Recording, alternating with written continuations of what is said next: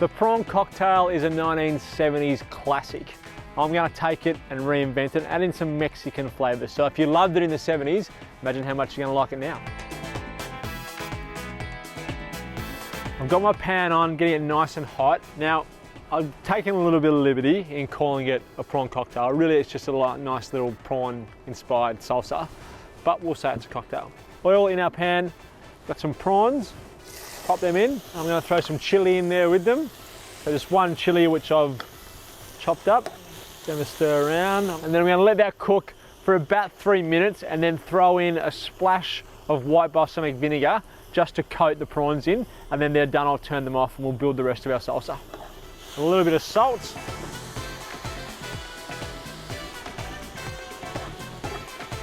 And they are done. Okay, so now for the rest of the salsa, all the fresh ingredients. So I've got 1 Spanish onion, which I've diced up, half a cup of diced cucumber, half a cup of chopped cherry tomatoes. I'll give that a stir. And then I'm gonna put an avocado in there. Now, tricks with avocados, everyone has lots of different ways of telling whether they're ripe or not. I always squeeze this bit at the end. If it has a little bit of give, then you can tell it's ripe. Don't squeeze in the middle. The stone in the middle will give you a warp sensation. Also, you can look at the color. That's probably the best way to pick it up if you're in the greengrocer. It'll be green to start with and go to black when it's really soft. So you want it to be sort of somewhere in the middle. So purple tinge with a little bit of green coming through, and that's where you want it. And once it gets there, you can throw it into the fridge to cool it down, and that'll stop the ripening process. So chop them in half. Then I'm going to dice it. So I run my knife through it. So we've got little ribbons, and then I'll go the other way. So I'm dicing it in the skin, and the skin's just like a little holder. And once you get there, get your spoon. If you run your spoon underneath, it'll come out all diced, ready to go for you. And I want to mix it around. I want the avocado to sort of become the sauce. So I'm going to break it up a little bit, and the avocado acts as our sauce in this dish. Pinch of salt in with our salsa. A little bit of oil. I'm going to dress it now. So some oil, just a little lug of oil. The juice of 1 lime. Put some pepper in while I'm here. The juice of a lime. Cut it in half. The whole lime goes in. The balsamic that we've got in there, balsamic vinegar is sweet and sour, so we need a little bit of acidity. So we'll put the whole lime in there. We're very, very close to being able to put this together. So that's in. I'm going to take some coriander and just chop that up roughly.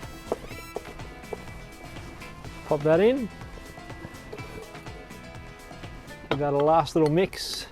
Beautiful looking salsa. Now I'm going to throw some of the prawns in there and put maybe half in with the salsa itself. If you want to chop them up, you can. If you want to take the tails off, you can. I'm going to leave them whole. So half of our prawns go in, give that a mix around with the salsa. And then the other prawns I'm going to leave as a little bit of a garnish to go on top. All right, I'm going to use, that looks about as 1970s as you'll ever find. So we'll pop some of our salsa cocktail into there. Lots of prawns in there. Remember, the prawn cocktail should be all about the prawns.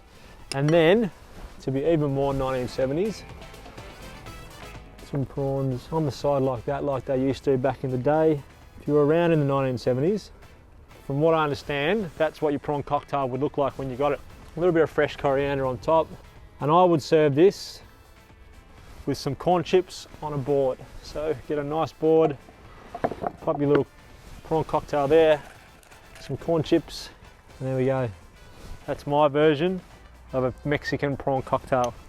I'll try some of it out of here.